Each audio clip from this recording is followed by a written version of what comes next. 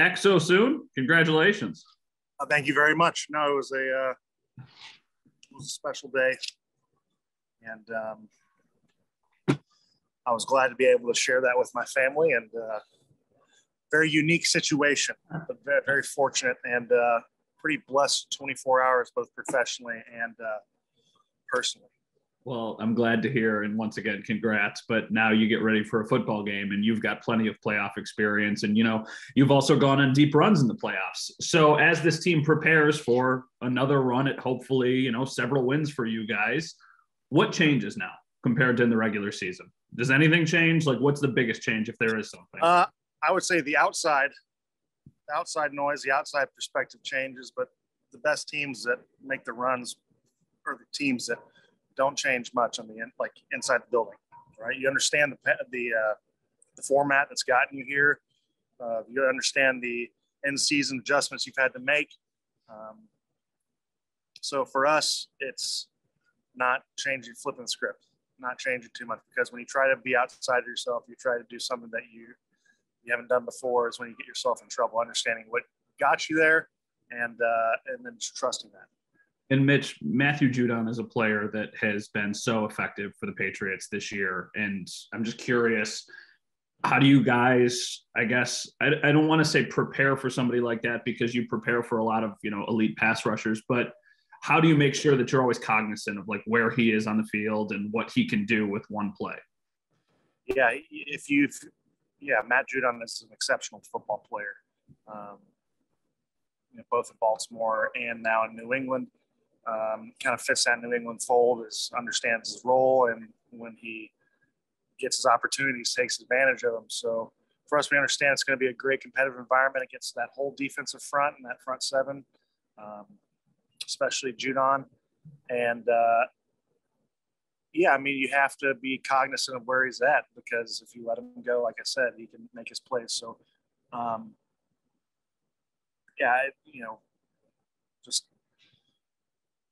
just understand who you're going against, and bring your A game, because if you don't, it could be trouble. Thank you, Mitch. I appreciate it. Hey, Mitch, congratulations. Did you guys, I don't know if I missed the announcement, did you guys put something out there? What'd you guys end up having? We ended up having a boy yesterday at about 5 p.m. So very exciting. And it's just been such a roller coaster of emotion, all highs, So very excited. And my wife was such a trooper. Can't give her enough credit for what she did. And she was very patient with me, understanding of the schedule. So letting me, it was a tough morning this morning having to get here. And she was such a trooper. So kudos to her. She did all the heavy lifting. What is your son's name? Deacon James Morse. Deacon. Well, congratulations to you and Caitlin. That's awesome. Switching to the game this weekend, just last time you guys played them, you guys didn't allow a sack. How much can you take from that matchup that was really just a couple weeks ago at this point? I think Josh alluded to the fact that Coach Belichick is an exceptional football coach and defensive mind. The one thing you can expect is the unexpected. So for us, it'll be understanding that, they're going to make adjustments. They're going to make game time adjustments as well.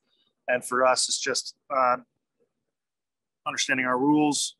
And you really can't hang your hat too much on the past, because they can be explosive on defense. They have exceptional football players. So it'll be a great battle. And we were fortunate enough that was the stat line last time, but that doesn't mean necessarily it's going to be the same this week.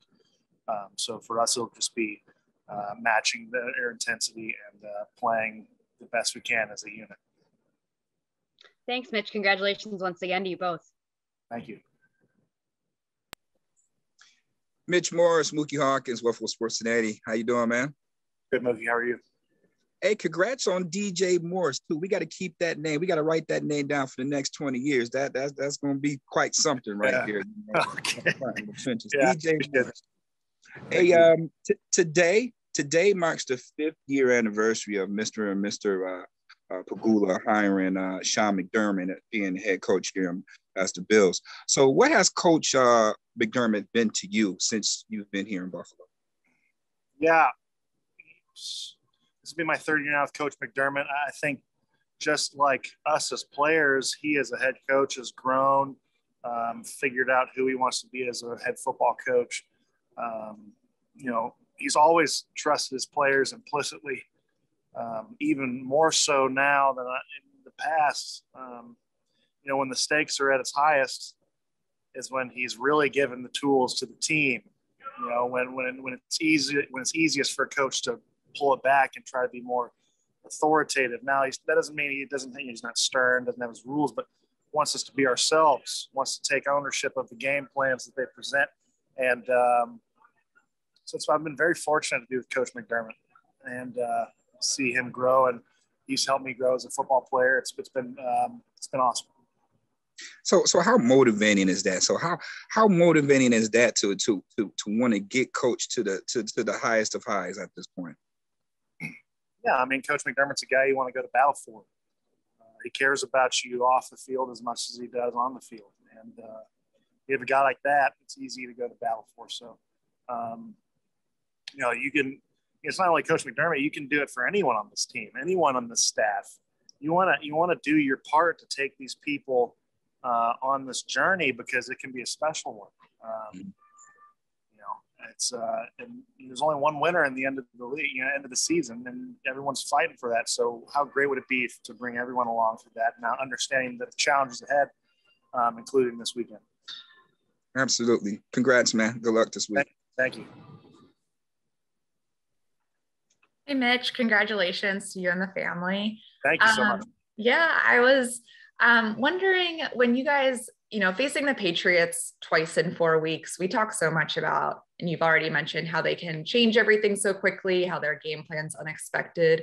Did you find anything different in your preparation of facing them so close in the regular season that you can use for this weekend? No. I think the only thing would be when you spread out. The unfortunate thing about this business is guys get lost to injury. So maybe personnel changes, guys come and go. So when you play guys close, you can expect the same personnel, but that doesn't mean you're going to get the same player either. Especially with the Patriots defense, their defensive philosophy is anyone can play any position. So, and they're very good at that. So for us, it'll be a great challenge. And go from there. When you were so quickly like, no, playing them close isn't too much of a difference. Is it something that would be a difference with other teams and it's just a testament to how much they change things? Or is it just kind of generally the timing of these games might not mean that much? Yeah, that's a good question. I think for most teams it would be the same sentiment, but I think the Patriots kind of wrote the book on it. So for them, they're exceptional at it. So it'll be a great challenge, and it'll be a great test for us as players and as coaches to relay information, be fluid as the game progresses, understands the ebbs and flows when you face a good team like the Patriots. And you got to come compete, and you can't shut off your mental faculties, because that's when this team will exploit you. Okay, thanks. That's helpful to understand. And then on a very different topic, we've talked to so many of you guys about what it's like to prepare for these games where it is very, very cold. I have a colleague who's actually working on a story, though, the fan experience. And I'm curious, just like from your perspective, when you look around and see everyone there, like, what do you think that's like when they don't have, all the warming gear that you guys have to be out there for the game? Yeah, first of all, it's a huge sense of pride to see a fan base support you through that. And then you also question the inebriation level of some of these people. I think the chef in the Titanic, he jumped off and he survived because he was drunk. So you think that maybe some of these people are just blasted. But but truthfully, it's tremendous pride, especially in the fact that this year in particular, I don't think besides maybe the Washington game, we haven't had very good weather, and the fans have not deviated from showing their support or coming out and having a good time and being loud and being very supportive. Thank you, and always glad to have a Titanic reference. So thanks. Congrats again. Yeah, you're welcome. Hey, Mitch, John Morrow. Wow, I've learned something about the chef. Interesting. There you go. Just you talked about not flipping just the agenda or flipping the script earlier, and sticking with what got you here. Is it fair to say though that maybe the offense has adopted its 2021 season identity over the course of the past 5 weeks by maybe finding a consistent running dimension to the game? Yeah, I think when you're able to put the ball on the ground and be productive, especially in first and second downs, it helps you on offense. And then if you're being one-dimensional or you can't really run the ball, it just opens the playbook for these coordinators to bring all sorts of stuff that offensive linemen hate to see. So do quarterbacks. So for even the threat of run helps. And sometimes it's not perfect, the run game. But what we've tried to do as the season progresses, I don't know if it's exactly the 5 games. It's not like we flipped the script after, that game and said, hey, let's change something. But we understood that if we wanted to be in the position we want to be in, we have to be more efficient, more effective, and clear and concise in what we're doing and communicate that. So I think much like the pass game, it comes down to communication in the run game. And we've taken onus on that as professionals to do that.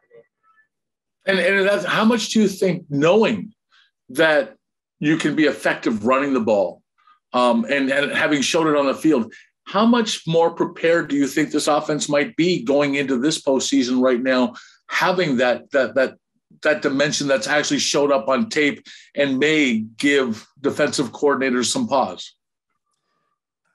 I think you answered your question yourself. It just gives someone to something to think about, right? Now, our offense is, say what it is, we pass the ball. But it really does help us as offensive linemen and help the quarterback get in the rhythm and help the running backs if we can pound the ground a little bit. So, yeah, we need that dimension. Every team that you see makes a Super Bowl or makes a run for it has to have that dimension of the ground game. And it's an ever-evolving thing. And it's week to week. So for us, it's just understand that week's game plan and trying to be as effective as possible. Thanks, Mitch. Yeah, and congrats. Thank you very much. And Mitch, also congrats to you and your family. Where are you at sleep-wise right now? Yeah, we're in the reserve tank. But it's great. Riding the high. Awesome. I wanted to ask, it seemed like the Patriots on a handful of pass rushing snaps were more content to prevent Josh from scrambling, containing than it was getting after the quarterback. And with Josh, it seemed like some teams have employed that strategy here and there. As an offensive lineman, how aware are you of a defensive line or a defensive team doing that? And then does it change how you pass block or the strategy you use in those situations at all? No, with protections, everything is based on rules, right? It's football in general, but especially protections, you're rule-based. So when you focus on your rules and then the techniques that follow those rules, you get lost in the play. You don't really think like, oh, this is what they're doing. It's kind of like you don't really know the highlights of the game until afterwards because you're just so in tune with what you're doing, your job. Because my job directly correlates and affects the guys to the left and right of me. I have to protect them. So it's a great question. I would say no. You stick to your rules and you go from there.